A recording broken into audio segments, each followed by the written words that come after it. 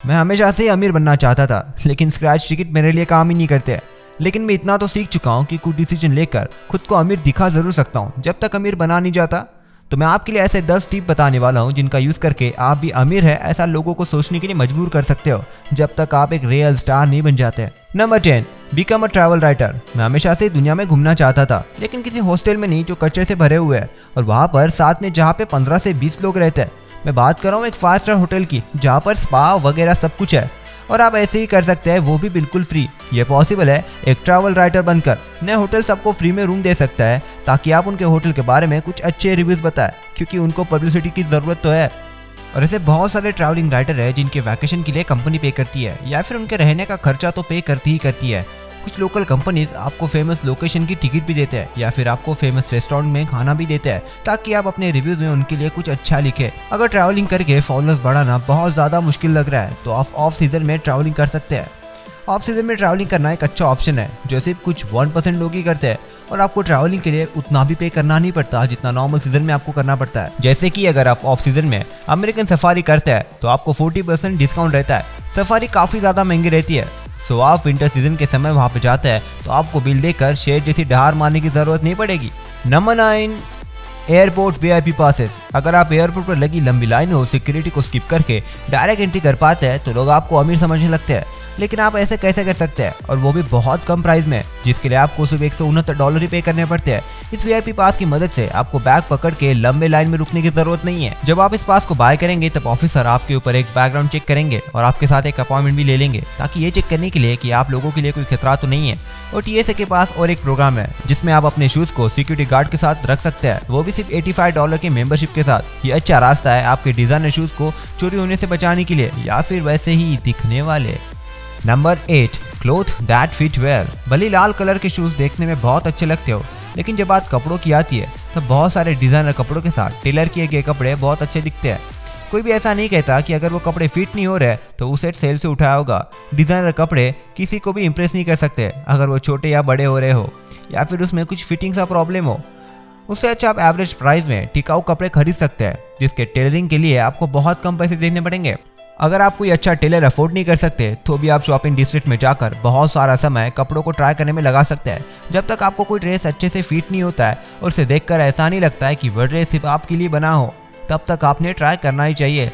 दुकान के कपड़े मशीन की मदद से कट किए जाते हैं, स्पेशली फीमेल क्लॉथ, जिसकी वजह से ब्रांड में कभी कभी कपड़ों में साइज में बहुत ज्यादा डिफरेंट आता है और सेम ब्रांड में भी बहुत ज्यादा वेराइटीज क्रिएट होती है। इसलिए हमेशा आपको 3 अलग अलग साइजेस ट्राई करने चाहिए। भले ही आपको एक पर्टिकुलर पीस पसंद आए जो आपको ठीक से नहीं हो रहा है और उसे टेलरिंग को आप अफोर्ड नहीं कर सकते तो आपने उस कपड़े को रैक पर रख के आगे बढ़ जाना चाहिए। Number 7, read a lot. जो लोग ज्यादा नॉलेजेबल रहते हैं उन्हें उतना ही ज्यादा याद किया जाता है। अगर आपके पास ज्यादा नॉलेज है और आप उसे अच्छे तरीके से एक्सप्लेन करते हैं तो लोगों को लगता है कि आप बहुत अच्छे यूनिवर्सिटी में थे, जैसे कि IIT, किसी स्टेट के नॉर्मल यूनिवर्सिटी में नहीं। आप उस टॉपिक के बारे में कभी भी बात नहीं कर सकते जिसके बारे में आपको पता नहीं है।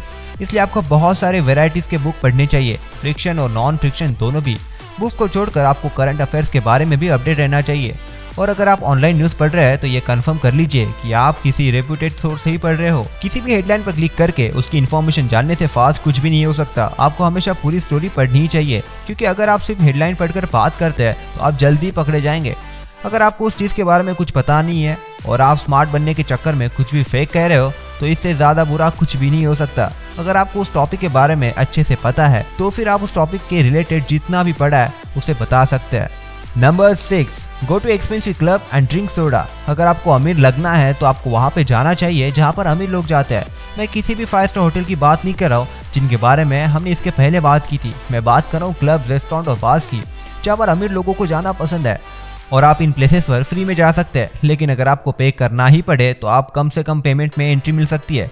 लेकिन अगर आपको ऑर्डर करना शुरू कर दिया तो आपका बिल बहुत जल्दी बढ़ना शुरू हो जाएगा। तो ये हमेशा याद रखिए कि आपको अमीर दिखने के लिए दूसरे लोगों को इम्प्रेस करने की ज़रूरत नहीं है। मैं आपको बताना चाहूँगा कि आपको लोगों को इम्प्रेस करने के लिए कभी भी पैसे खर्च नहीं करने चाहिए। अमीर लोग पैसा स्पेंड करने के लिए कभी भी डेस्परेट नहीं होते।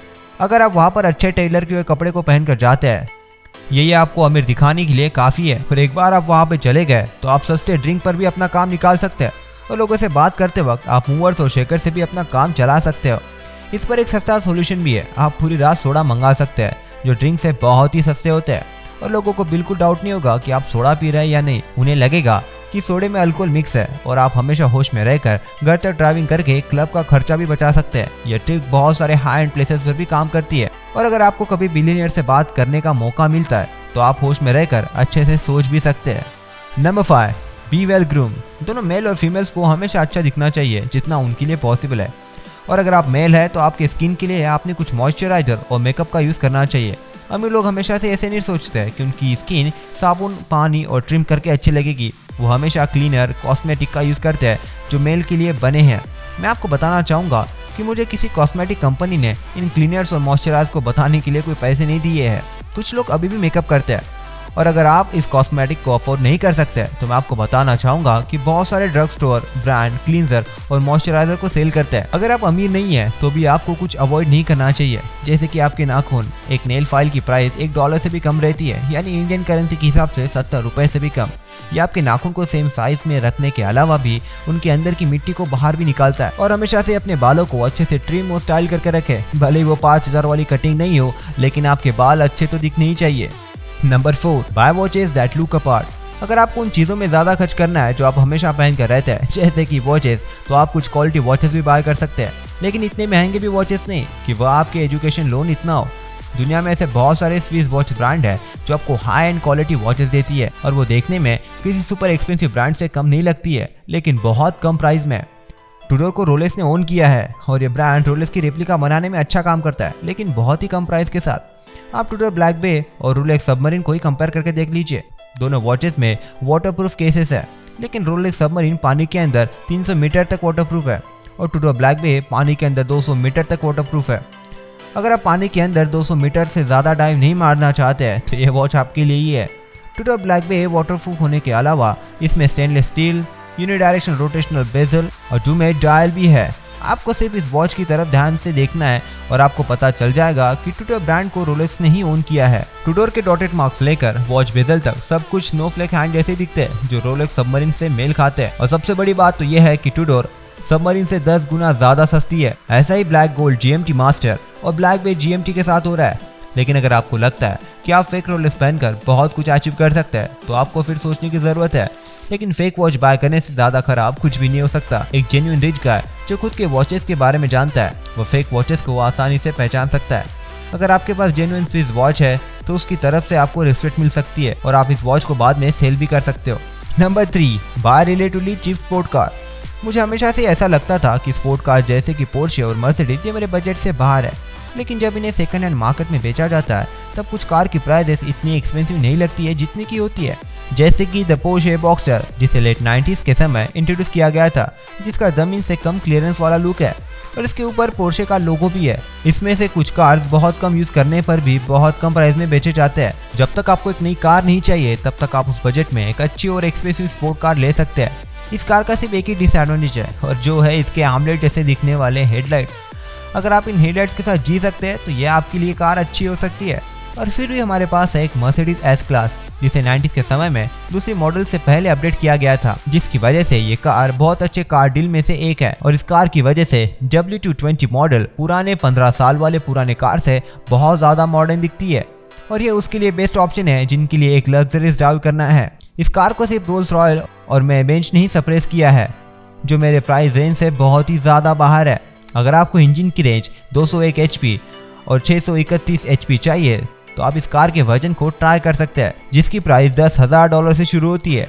और इस कार को लेने के बाद जो पैसा मेरे पास बचेगा मैं उसे 331 HP इंजन को स्पीड टेस्ट करने के लिए टिकट पे लगा सकता हूँ। नंबर 2, गो याटिंग। किसे अपने वीकेंड पे याटिंग पर जाना पसंद नहीं है, लेकिन यार्ड को ओन करना बहुत ही ज़्यादा एक्सपेंसिव है और रेंट पे ले जाना भी बहुत ही एक्सपेंसिव है। जितनी प्राइस सुन के आप कहेंगे नॉट टू द यार्ड। ये यार्ड को एक हफ्ते के लिए रेंट पर लेने के लिए $52,000 तक का मिनिमम कॉस्ट लगता है और यह सिर्फ मिनिमम प्राइस है। अगर आपको ज़्यादा लग्जरियस यार्ड चाहिए तो उनके लिए आपको 6 डिजिट नंबर तक जाना पड़ सकता है। और मुझे नहीं लगता कि मैं इतनी सारी अमाउंट अपने बेड पर सोकर कमा सकता हूँ। लेकिन गुड न्यूज़ है, यार्ड वीकेंड के दौरान इस ट्रिप में आपको यार्ड पर 7 दिन का मौका मिलता है, जो मेडिटेरेनियन और थाईलैंड और ब्रिटिश वर्जिन आइलैंड पर ले जाती है, और वो भी सिर्फ $750 पर पर्सन। और ये आपको ट्रिप प्लानिंग के लिए गाइड भी करती है और साथ में सबसे एपिक पार्टी भी होल्ड करती है। आप डोनट की शेप में बदलती हुए यार्ड्स पर पार्टी करते वक्त और शैंपेन की बोतल ओपन करते वक्त फोटोज आपके सोशल नेटवर्क पर पोस्ट कर सकते हो, जिसे देखकर आपके दोस्तों को लगेगा कि आपने इस ट्रिप पर बहुत ही ज्यादा पैसा खर्च किया है। Number 1, Uber for jets. Private jets को ओन करना और उसे रेंट करना बहुत ही ज्यादा एक्सपेंसिव होता है, लेकिन अगर आप जेट सूट के मेंबर है तो आप उनके जेट्स को फ्लाई कर सकते हैं, वो भी डेली प्राइस के बहुत ही कम प्राइस में। और आपको मैं फिर से बता रहा हूँ कि मुझे इस सर्विस को प्रमोट करने के लिए कोई पैसे वैसे नहीं मिल रहे। मैं सिर्फ आपको इसलिए बता रहा हूँ क्योंकि अगर आपने इंस्टाग्राम पर किसी की प्राइवेट जेट में पोस्ट देखे होंगे तो उनको ट्रिप के लिए सिर्फ $500 लगे होंगे। और फिर हमारे पास जेट स्मैशर भी है, जिसे उबर ऑफ द प्राइवेट जेट्स भी कहते हैं। ये लंदन से यूरोप के दूसरे हिस्सों तक ऑन डिमांड सर्विस प्रोवाइड करते हैं। जब प्लेन्स की लो डिमांड रहती है तभी अपने सीट्स इस मेथड से फिल करते हैं। सिटीजन CJ3 से लंदन से पेरिस की एक टिकट सिर्फ 750 ही गिरती है और लंदन से जिनेवा के लिए सिर्फ $1000 लगता है। इस प्लेन की टिकट बहुत ज़्यादा सस्ती है। अगर आप इन्हें दूसरे प्लेन के फर्स्ट क्लास टिकट के साथ कंपेयर करते हैं तो उन टिकट्स की प्राइस दुगनी रहती है।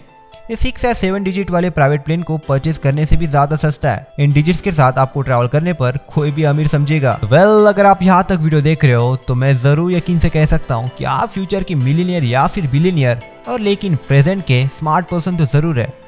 और इनके लिए मैं आपको जरूर कह सकता हूँ कि इसके लिए आपको चाहिए डेली स्मार्टनेस का डोज, जो हम आपको डेली प्रोवाइड करते हैं। So please do like, share and subscribe और वो घंटी बजा के जरूर ऑल पे क्लिक कर देना, ताकि हमारी ऐसे ही कोई नई इन्फॉर्मेशन आपसे मिस ना हो जाए। तो तब तक के लिए बाय, और अब तक के लिए देखिए लेफ्ट या फिर राइट। बाय।